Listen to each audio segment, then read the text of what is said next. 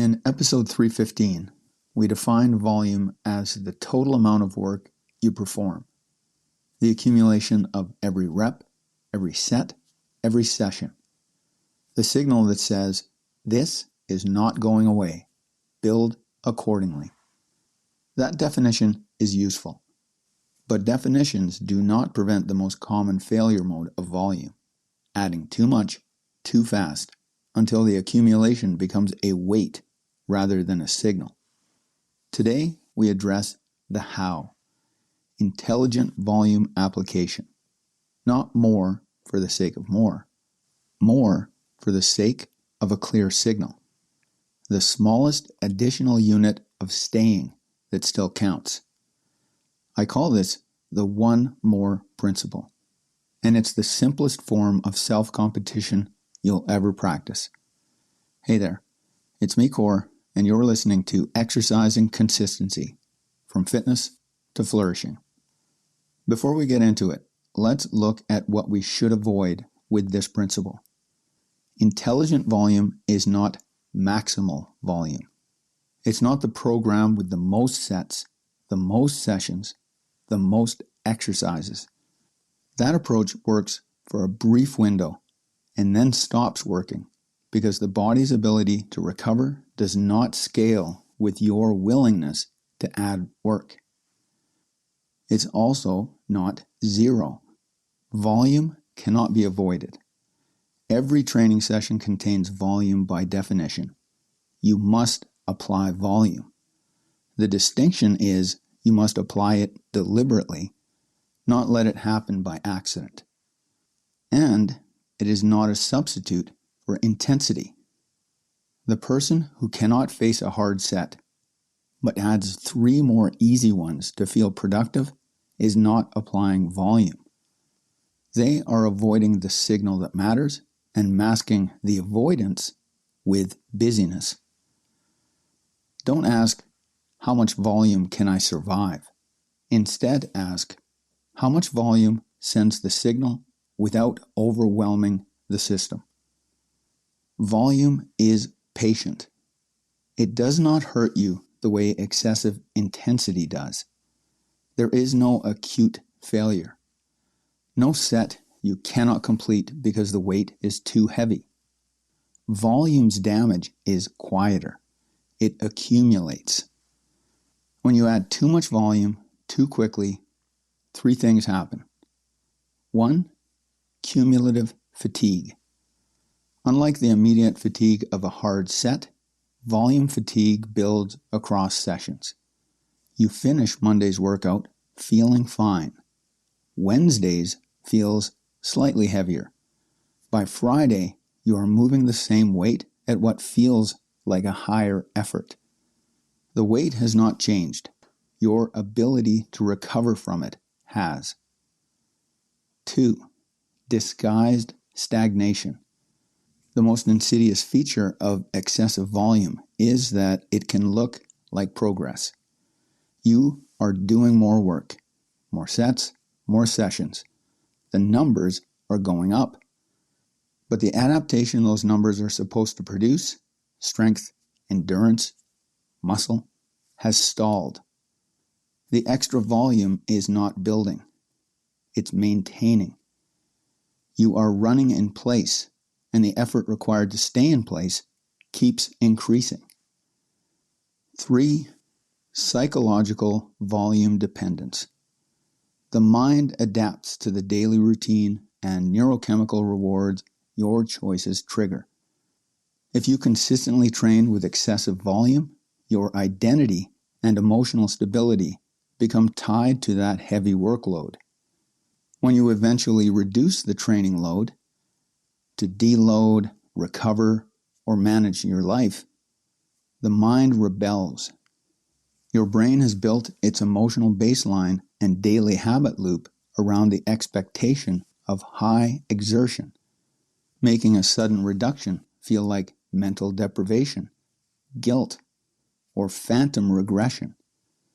What was supposed to be a temporary training variable becomes a psychological requirement. These outcomes share a common root. volume was treated as an end. More is better, rather than a signal. The signal was sent on Monday. The additional sets on Wednesday, Thursday, and Friday were not signals. They were noise. The intelligent application of volume follows a rule so simple it is almost embarrassing to state.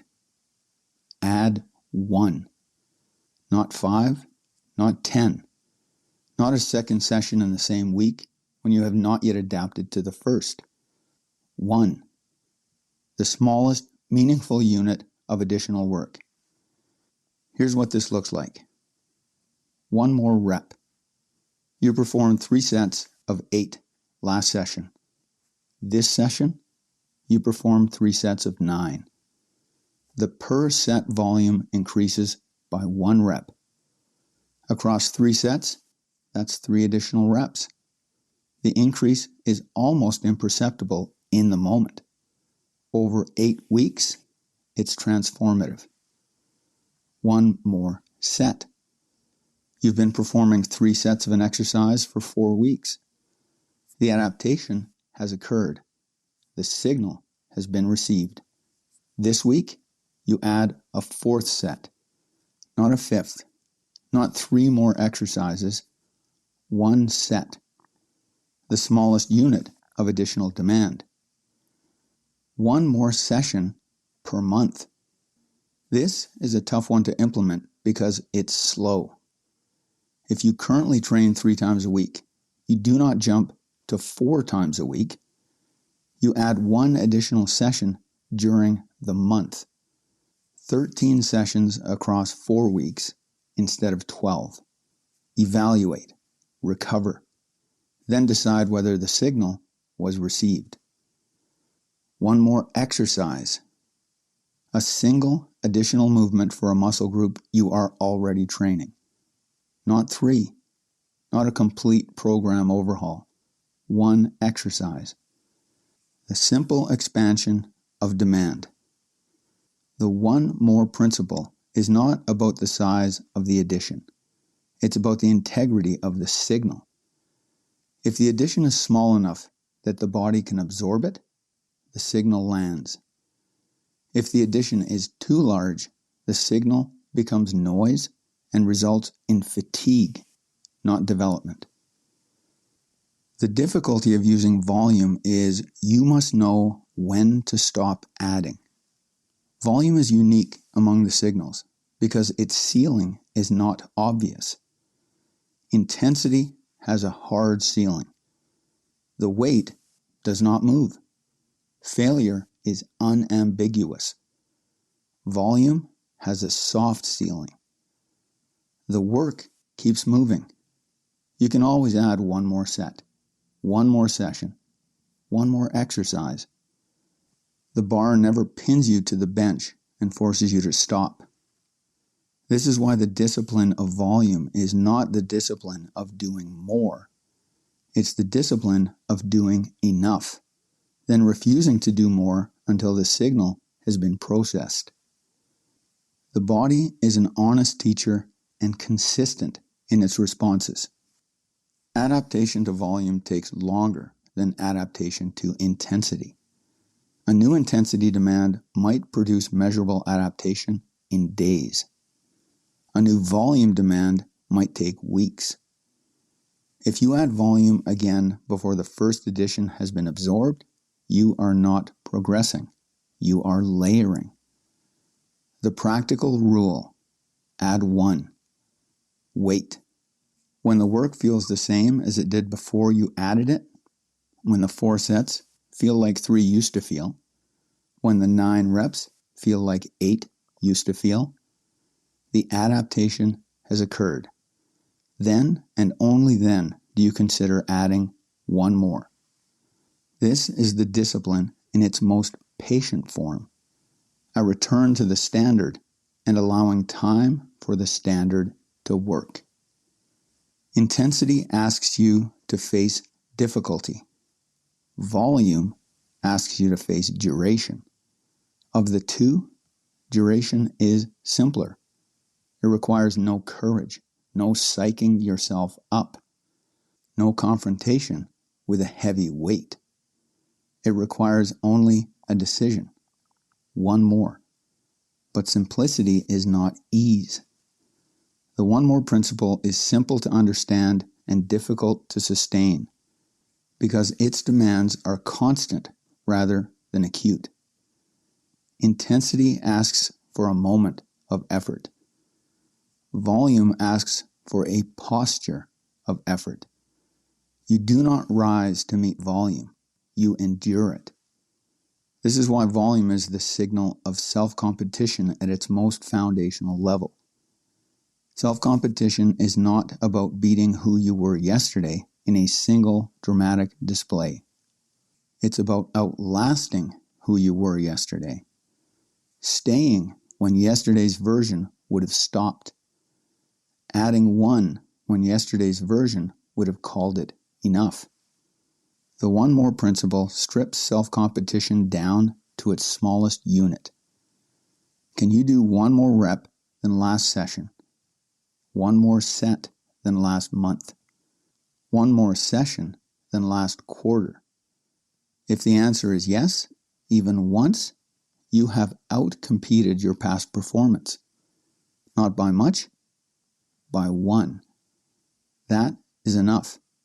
Stack the next one. That's the path. We've now explored volume in two places, the definition and the calibration. What remains is the recognition that volume, like intensity, is not confined to the gym. The endurance of effort is not just an exercise concept.